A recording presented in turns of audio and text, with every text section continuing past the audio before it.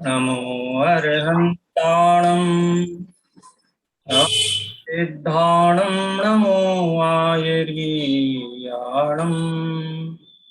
नमो वज्रायाणं नमो लोये सवसाहूणम् इन्द्रसदवन्द्याणम् स्त्योवनहित मधुरविशदवक्काणम् अन्तातीतगुणाणम् नमो जिणाणं जिद्भवाणम्। आचार्य कुंद कुंद देव के पंच परमागमों के अंतर्गत अष्टपाहुड़ ग्रंथ का सार के ऊपर अपनी चर्चा चल रही है। अष्टपाहुड़ ग्रंथ आचार्य कुंद कुंद के अनेक पाहुड़ ग्रंथों में से जो उपलब्ध पाहुड़ हमारे पास हैं, उन पाहुड़ों का संग्रह रूप यह ग्रंथ जो है, एक एक पाहुड़ अपने आप में स्वतंत्र ग्रंथ ही समझना चाहिए, क्योंकि आचार्य देव ने लगभग हर पाहुड़ मंगलाचरण के साथ शुरू किया है। तो हम ये सोच सकते हैं कि ये स्वतंत्र ग्रंथ ही होना चाहिए। क्योंकि विस्तृत टीकाएं अष्टपाहुड़ ग्रंथ के ऊपर उपलब्ध नहीं होती हैं, इसलिए समय सार, प्रवचन सार, पंचास्तिकाय संग्रह या नियम सार जैसा एक विशाल ग्रंथ के रूप में हमें एक एक पाहुड़ दिखाई नहीं देता है, लेकिन सबको मिलाकर के अष्टपाहुड़ नाम से इसका प्रकाशन हुआ, इसलिए हम अष्टपाहुड़ इसे कहते हैं। अष्टपाहुड़ किसी पूर्ववर्ती आचार्य के द्वारा दिया गया नाम नहीं है, ना आचार्य कुंद कुंद देव ने इसको अष्टपाहुड़ नाम दिया है। ये भी हमें उसके संबंध में थोड़ी जानकारी रखनी चाहिए। पिछले कक्षा में हमने जो चर्चा की थी वो चारित्र पाहुड़, अष्टपाहुड़ में से जो चारित्र पाहुड़ था उसकी चर्चा पिछली कक्षा में हमने की थी। आज बोध पाहुड़ है शायद, उसके बाद उसके ऊपर हम आज चर्चा करेंगे। मूल रूप से तो वाचना ही की तरीके से ही वो किया जाएगा, क्योंकि परिचयात्मक है, और जहाँ अपेक्षित होगा कोई सैद्धांतिक बिंदु होगा तो हम उसकी विशेष चर्चा भी करेंगे। वाचना के तरीके ही हम इसमें आगे बढ़ेंगे। चलिए सारिका जी पढ़ेंगे आप।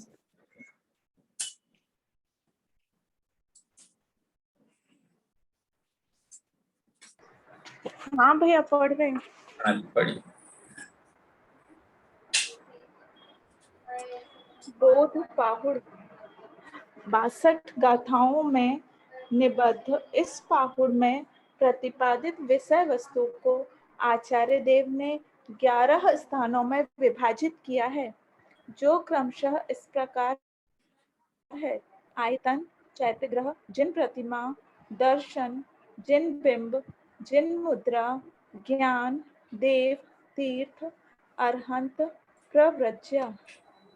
इस अधिकार में उक्त 11 स्थानों के माध्यम से एक प्रकार से निर्ग्रंथ साधुओं का स्वरूप ही स्पष्ट किया गया है। कहा गया है कि निश्चय से निर्दोष निर्ग्रंथ साधु ही आयतन है, चैत्यग्रह है। भैया प्लीज स्क्रीन शेयर कर दीजिए। हाँ भैया प्लीज स्क्रीन शेयर कर दीजिए, मैं इसमें से ही पढ़ रही हूँ। हाँ स्क्रीन शेयर्ड है ना।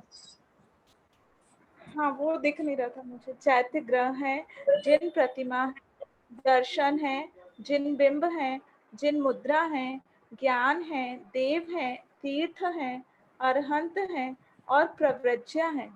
व्यवहार से धातु पाषाण में इनकी आकृति ही बंध है। ध्यान रहे, साधुओं में अरहंत भी सम्मिलित होते हैं। इस ग्रंथ की वचनिका लिखने वाले पंडित जयचंद जी छाबड़ा इस पाहुड़ की वचनिका के अंत में लिखते हैं: प्रथम आयतन, द्वितीय चैत्यग्रह, तीजी प्रतिमा, दर्शन अर्जिन बिंब, छठो जिन मुद्रा यतिमा, ज्ञान सातमू देव, आठमू नवमू तीरथ। दस मुँह है अरहंत 11 मुँह दीक्षा श्रीपथ इम परमारथ मुनि रूप सती अन्य वेश सब निंद हैं व्यवहार धातु पाषाणमय आकृति निधि वंद्य हैं।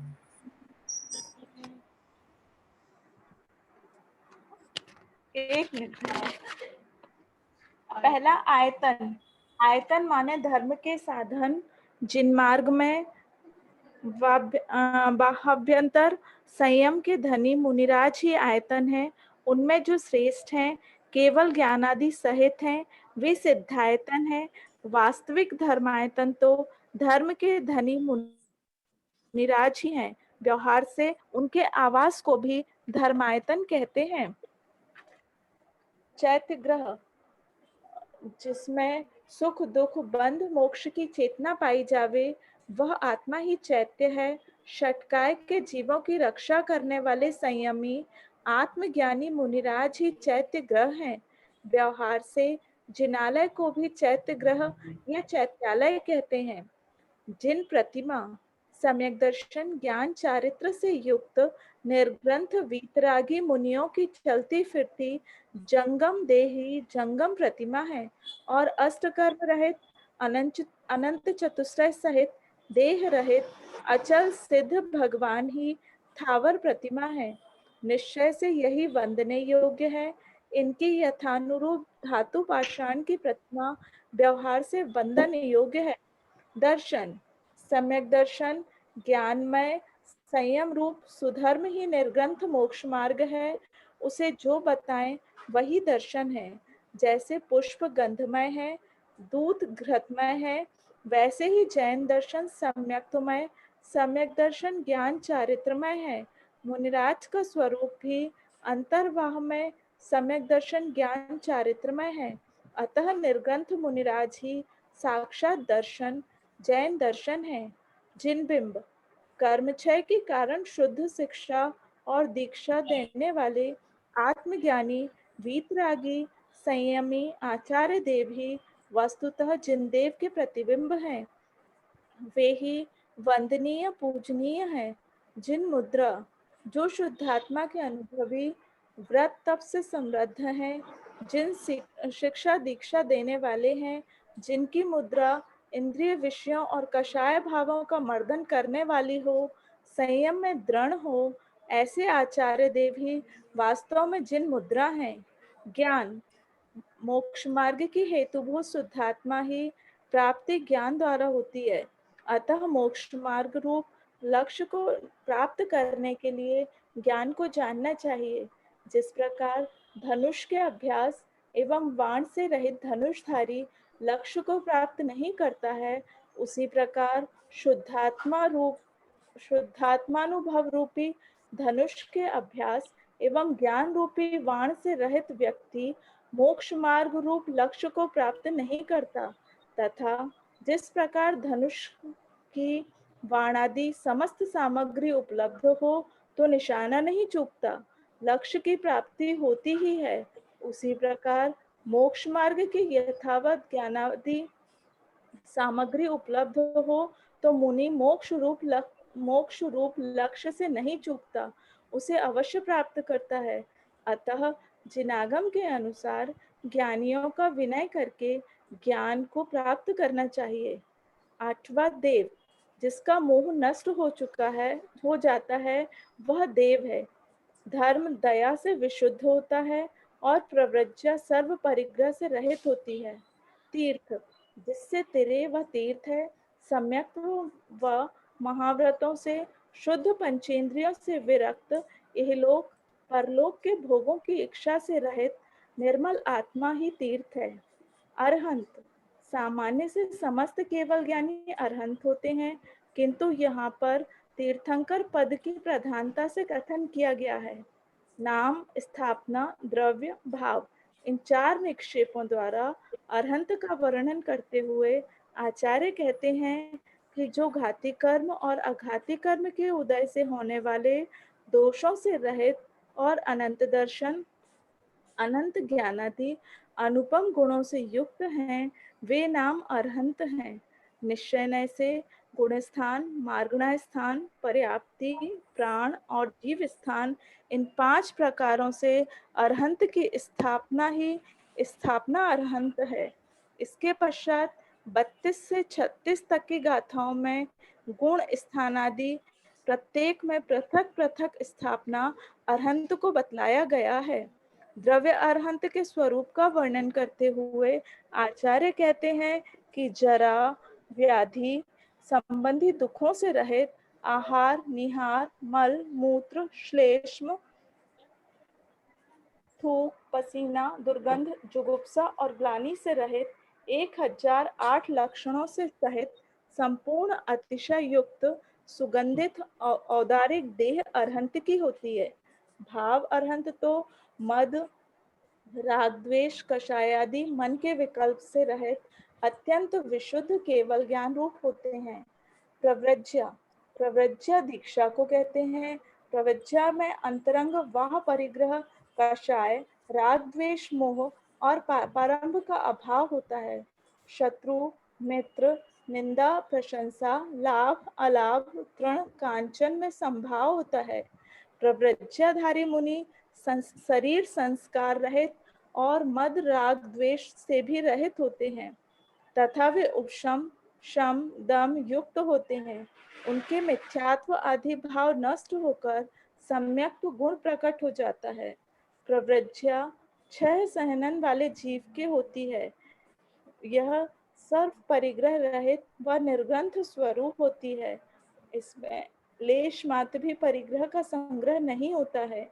वह दीक्षा का स्वरूप बताते हुए आचार्य कहते हैं कि प्रव्रज्याधारी उपसर्ग व परिसर को सहते हुए नित्य ही निर्जन प्रदेश, शिलातल, काष्ठ या भूमितल में रहते हैं अथवा सूने घर, वृक्ष मूल, कोटर, उद्यान, वन, शमशान भूमि, पर्वत की गुफा, पर्वत शिखर, भयानक वन और वस्तिका में रहते हैं।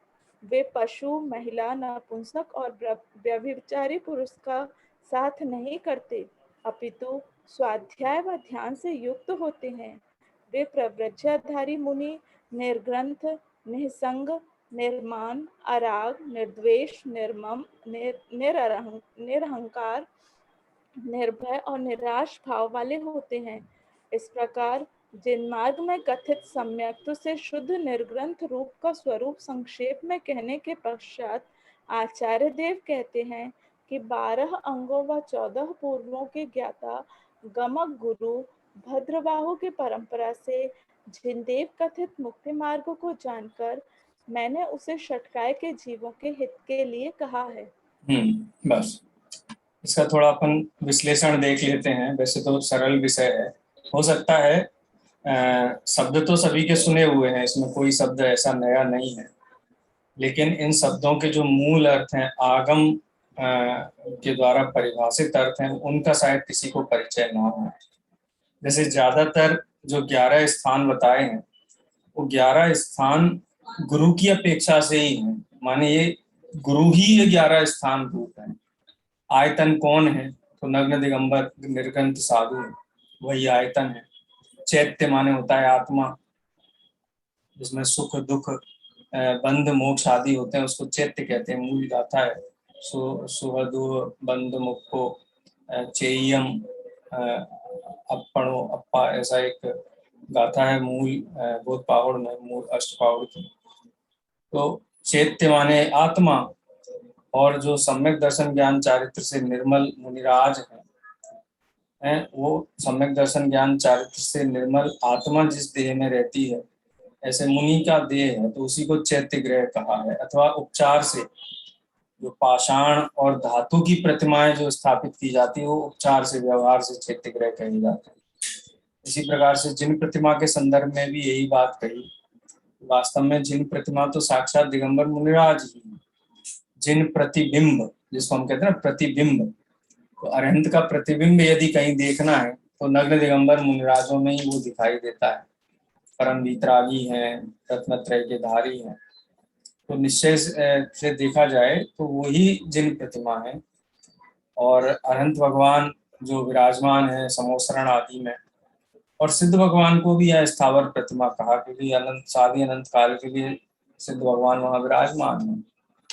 और उपचार से जो पाषाण आदि की होती है उनको प्रतिमा के रूप में कहा गया है। ये जो पहला छंद आया है ये तो थानिका है इस पावड़ की, जिसको जयचंदी छावड़ा ने जो वचनिका लिखी है अष्ट पावड़ की, उसमें गाता है तो खाली नाम स्मरण रूप ही है। आयतन के संदर्भ में मुनराज का देह ही, यानी मुनराज जहाँ विराजमान है वही आयतन है। आयतन माने ऐसी जगह जहाँ जाया जाए। दो शब्द सुनते हैं ना, आयतन और अनायतन। जहाँ जो जगह जाने योग्य ना वो अनायतन है, जो जगह जाने योग्य है वो आयतन है, जहाँ पे नित्य जाना चाहिए। सच्चे देव गुरु धर्म जहाँ मिले, उनका जहाँ निवास हो, जहाँ रहते हो, जहाँ उनका उनसे भेंट हो, सब आयतन कहे जाते हैं। चैत्यग्रह और जिन प्रतिमा के संदर्भ में बात की हमने। अब दर्शन के संदर्भ में भी सम्यक दर्शन सहित जो ज्ञान और संयम है वो ही धर्म है। सम्यक दर्शन सहित ज्ञान और संयम ही धर्म है। सम्यक दर्शन से रहित ज्ञान और संयम वो धर्म नहीं है, इसलिए दर्शन की अपेक्षा से बात की गई है। और वो कौन है दर्शन? तो दर्शन साक्षात मुनिराज ही तो है, ज्ञान दर्शन संयम युक्त जो सम्यक दर्शन सहित है। दर्शन कहो, जैन दर्शन कहो तो निर्ग्रंथ मुनिराज ही मोक्ष मार्ग है, निर्ग्रंथ ही मोक्ष मार्ग है। रत्नत्रय से सहित दिगंबर मुनिराज ही साक्षात दर्शन है। दर्शन के अर्थ यहाँ दोनों ही किए, सम्यक दर्शन के अर्थ में भी घटित किया जा सकता है और जैन दर्शन के संदर्भ में भी इसको घटित किया जा सकता है। जिन बिंब के संदर्भ में ऊपर हमने जिन प्रतिमा के संदर्भ में जो बात की, यहाँ भी उसी बात को दोहराया गया है। यहाँ आचार्य के संदर्भ में उस बात को कहा गया कि जो आचार्य देव हैं वो आचार्य देव शुद्ध दीक्षा देते हैं, धर्म के मार्ग में लगाते हैं, स्वयं आत्मज्ञानी है, वितरागी है। यदि साक्षात जिन देव का कोई प्रतिबिंब है इस दुनिया में तो वंदनीय पूजनीय आचार्य भगवंत जिनेन्द्र भगवान के प्रतिबिंब है, जिन बिंब है। उपचार से धातु और पाषाण की प्रतिमा को जिन बिंब हम कहते हैं, जिन बिंब पंच कल्याणक जो करते हैं।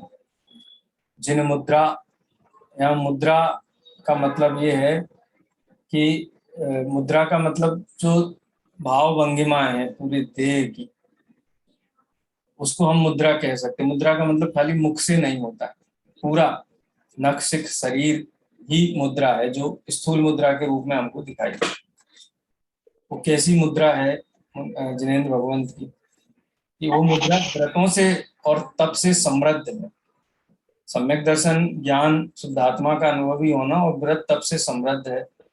अंतर बाह्य सम है, जैसे अंतरंग में किसी भी प्रकार का विकार नहीं है, उसी प्रकार से देह भी निर्विकार है।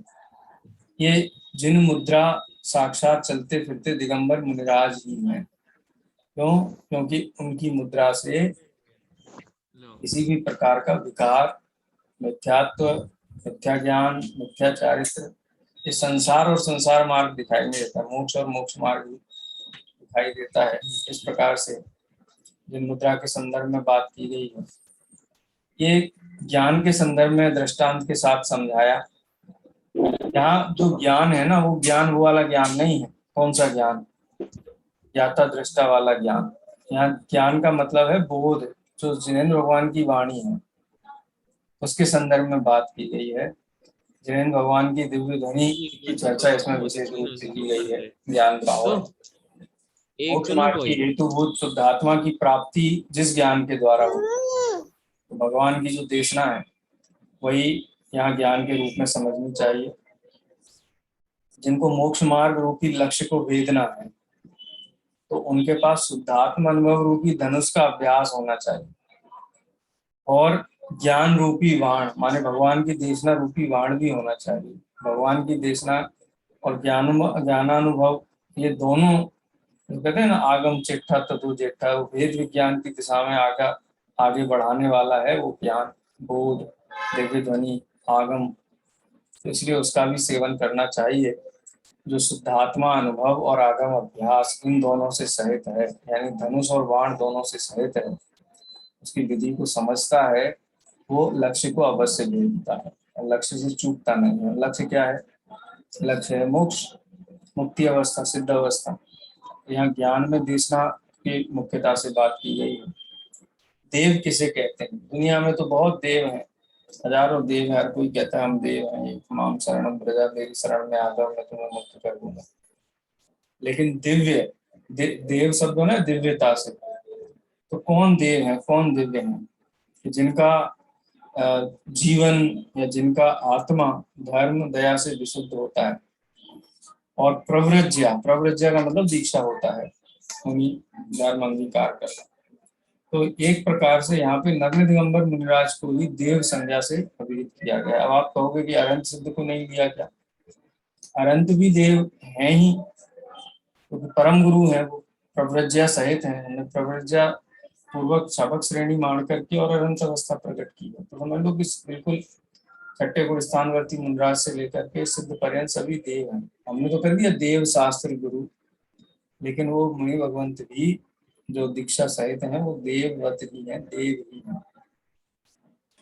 तीर्थ किसे कहते हैं? जिससे तिरा जाए, जो हमें किससे तिरना है, हमको तिरा जाएगा मतलब ये नहीं कान पकड़ के किनारे से दूसरे किनारे बिठा रहे हैं, ये लक्ष्यार्थ है, अविदार्थ नहीं है। लक्ष्यार्थ का मतलब क्या है कि हमको किससे कष्ट है, हमको किस चीज से परेशानी है, हमको दुख है, आकुलता है, कसाय है, ये हमको छोड़नी है, इनसे तिरना, दुखों के सागर से तिरना।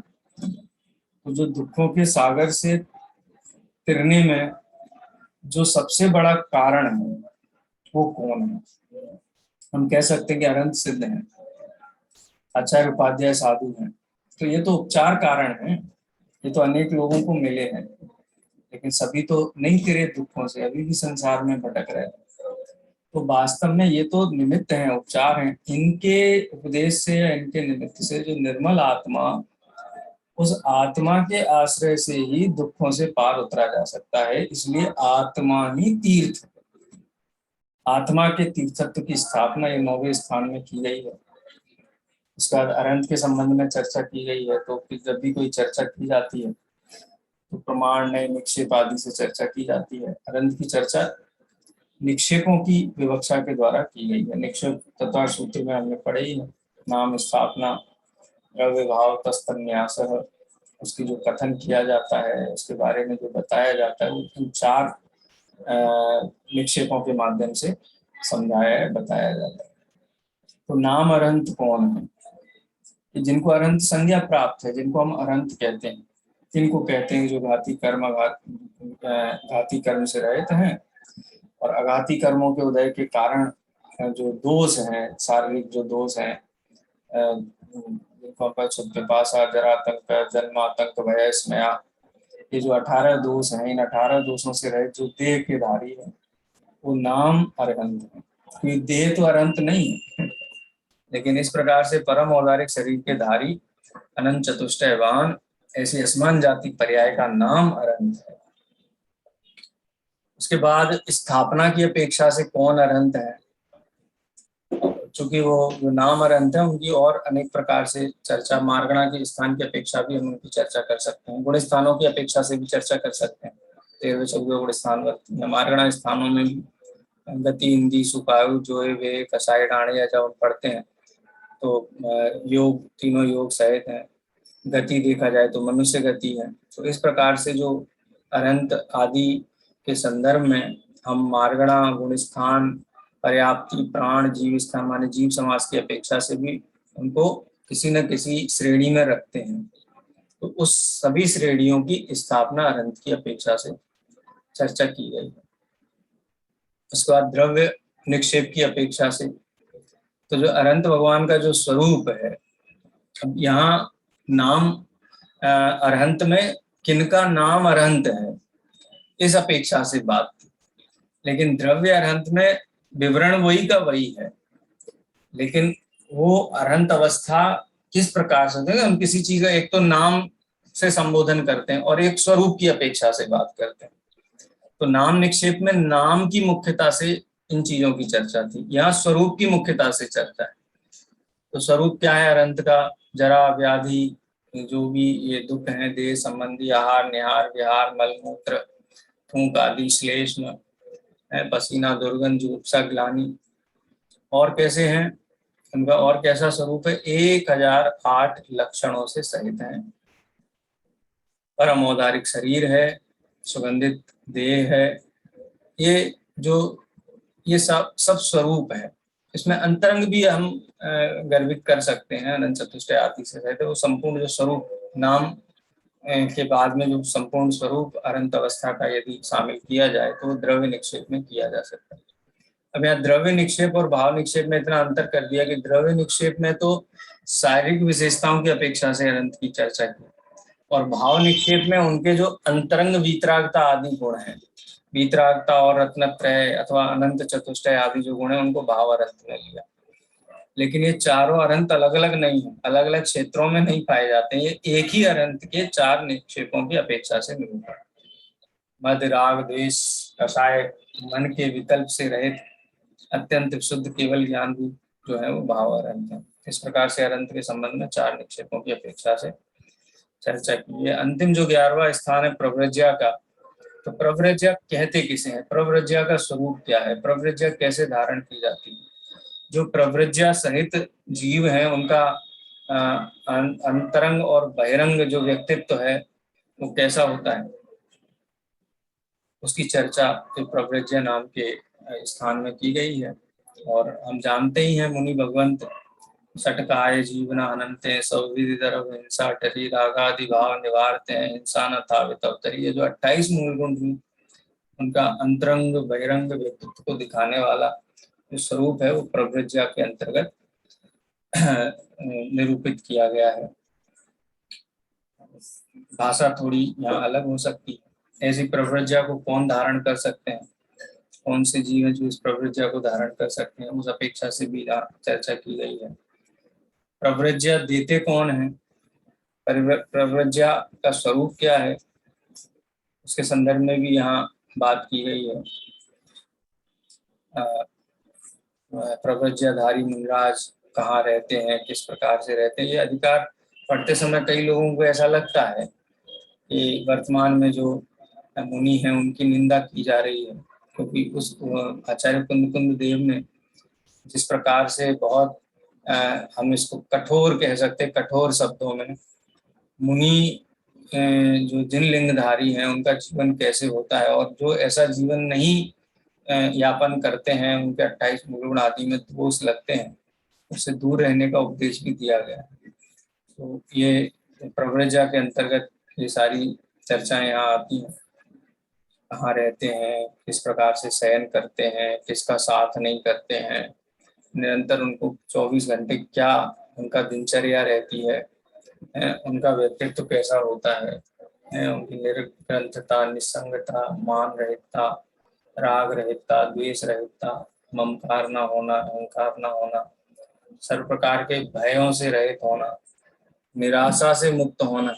ऐसा नहीं हम संसार से बहुत तकलीफ दुख थी इसलिए अत्यंत उत्साह पूर्वक, अत्यंत वीतराग भाव, इतना उत्साह होता है दिगंबर मुनि भगवंतों को मोक्ष मार्ग का, जिस लिंग जिस दीक्षा को धारण किया है वो बहुत अत्यंत बहुमान का विषय उनके चित्त में होता है। इसलिए उत्सर्ग मार्ग का साधन रूप वो इस निर्गंथ देह को समझते हैं। कि प्रव्रज्या चिंतामणि रत्न से भी कीमती है, कि चिंतामणि रत्न किसी जीव को सादी अनंत काल के लिए सुखी नहीं कर सकती, लेकिन ये प्रव्रज्या है, सम्यक दर्शन ज्ञान चारित्र सहित जो मुनि भगवंतों का जीवन है, ये जीवन उनको सादी अनंत काल के लिए सुखी करने का सामर्थ्य रखता है। इसलिए प्रव्रज्या का गुणगान, उसका महत्व की चर्चा यहाँ पे की गई है। और जो भी बात यहाँ आचार्य कुंद देव ने कही है, तो ये समझ लो कि कई लोगों को ऐसा लगे कि आचार्य कुंद किसी की आलोचना कर रहे हैं या अपने मन से कोई बात कह रहे हैं। तो आचार्य देव ने हवाला दिया कि जो 12 अंगों के 14 पूर्वों के धारी भद्रबाहु जो अंतिम श्रुत केवली हैं, उनके परंपरा उपदेश से जो बात सर्वज्ञ देव की बात उनकी परंपरा से हमको प्राप्त हुई है, वहां से जान करके ये बात मैंने यहाँ कही है, और किसी एक व्यक्ति के लिए नहीं कही है, खाली मुनियों के लिए कही ऐसी बात नहीं, सबके लिए कही है, षट काय के जीवों के लिए हितकारी बात है। क्योंकि उनकी भी दया पलती है, और जो जीव इस अवस्था को धारण करते हैं वो सटकाए में उत्पन्न होने से और मरने से बच जाते हैं। इसलिए सबके हित के लिए बात है, किसी की निंदा प्रशंसा की या किसी प्रकार से कोई बात नहीं। इस प्रकार से 11 स्थानों की चर्चा भूत पावड़ के अंतर्गत समाहित है। भाव पावड़ के बारे में पढ़ते हैं। कौन रीड करेगा? सर मैं पढ़ूं? सबसे पहले किसकी आवाज आएगी?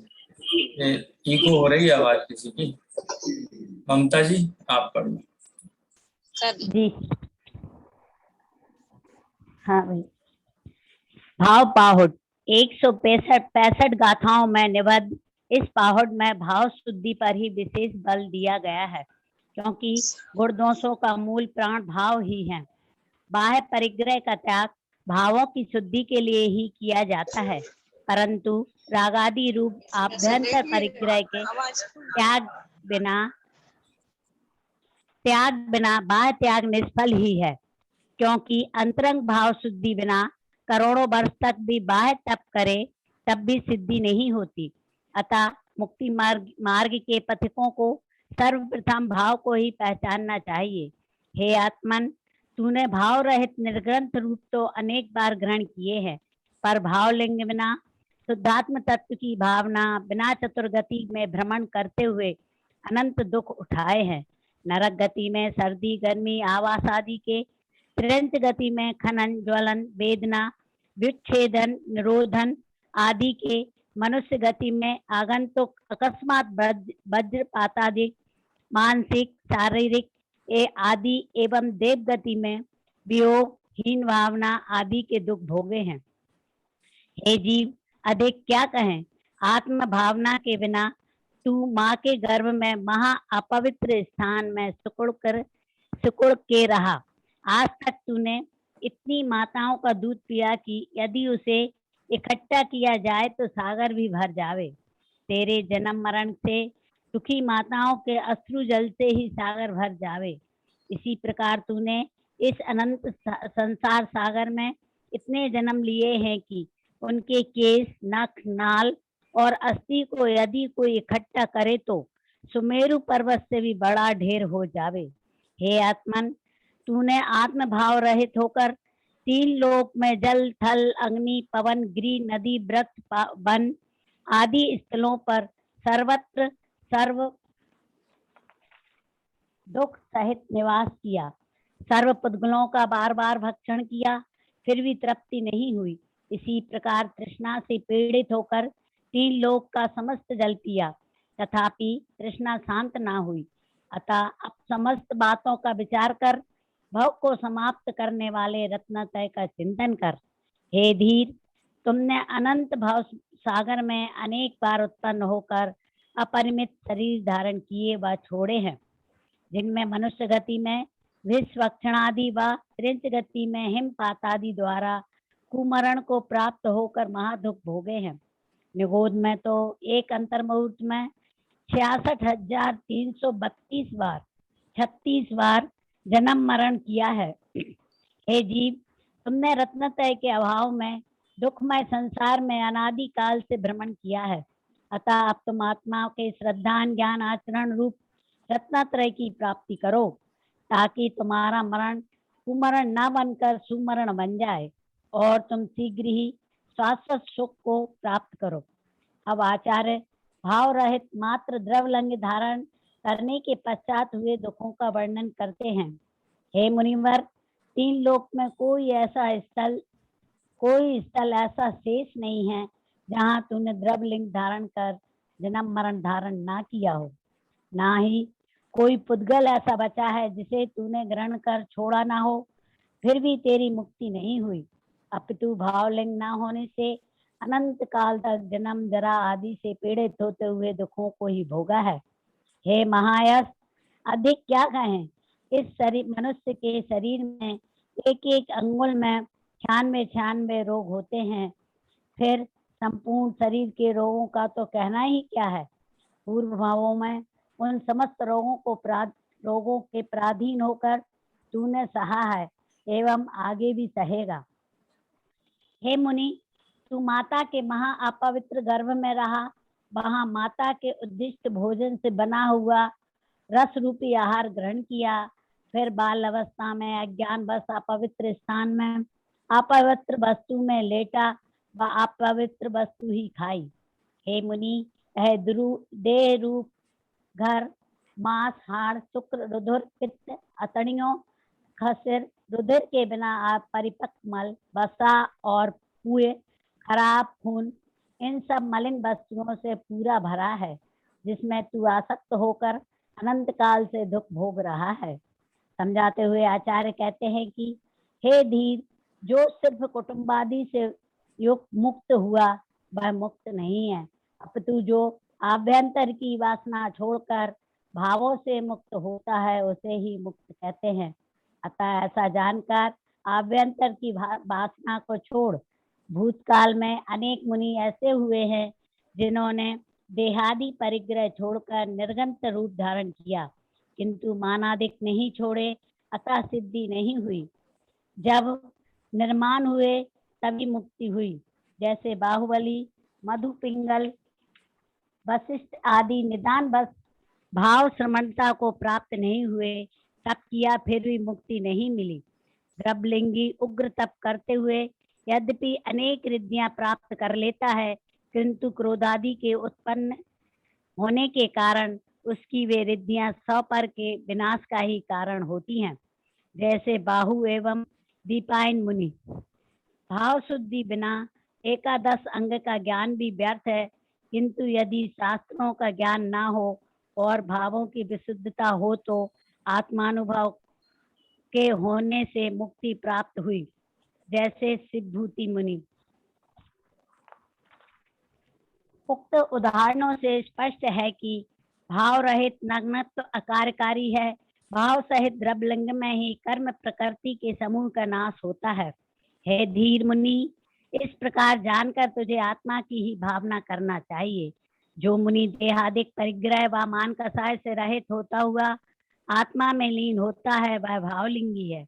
भावलिंगी मुनि विचार करता है कि मैं पर द्रव्य व पर भावों से ममत्व को छोड़ता हूँ, मेरा स्वभाव ममत्व रहित है, अतः मैं अन्य सभी आलम्बनों को छोड़कर आत्मा के ही अवलंबन लेता हूँ। ज्ञान दर्शन चारित प्रत्यक्ष संबर योग, ये सभी भाव अनेक प्रकार अनेक होने पर भी एक आत्मा में ही हैं। संज्ञा संख्यादि के भेद से ही उन्हें भिन्न भिन्न कहा जाता है। मैं तो ज्ञान दर्शन स्वरूप शाश्वत आत्मा ही हूँ। शेष सब संयोगी भाव परद्रव्य हैं, मुझसे भिन्न है। अतः हे आत्मन, तुम यदि चार गति से छूटकर शाश्वत सुख पाना चाहते हो तो भावों से शुद्ध होकर अति निर्मल आत्मा का चिंतन करो। जो जीव ऐसा करता है वह निर्वाण को प्राप्त करता है। जीव रस, अरूप, अगंध, अव्यक्त, अशब्द, अलिंगन, अनिर्दिष्ट संस्थान व चेतना गुण वाला है। चैतन्यमय ज्ञान स्वभावी जीव की भावना कर्म क्षय का कारण होती है। भाव की महिमा बताते हुए आचार्य कहते हैं कि श्रावकत्व व मुनित्व के कारणभूत भाव ही हैं। भाव सहित द्रव्यलिंग से भी कर्मों का नाश होता है। पठन पाठन अध्ययन मनन से कुछ भी सिद्धि नहीं होती, क्योंकि यदि नग्नत्व से ही कार्य सिद्धि हो तो नारकी पशु आदि सभी जीव समूह को नग्नत्व के कारण मुक्ति प्राप्त होना चाहिए, किंतु ऐसा नहीं होता। अब तो वे महादुखी ही हैं। अतः स्पष्ट है कि भाव रहित नग्नत्व से दुखों की ही प्राप्ति होती है। हाँ।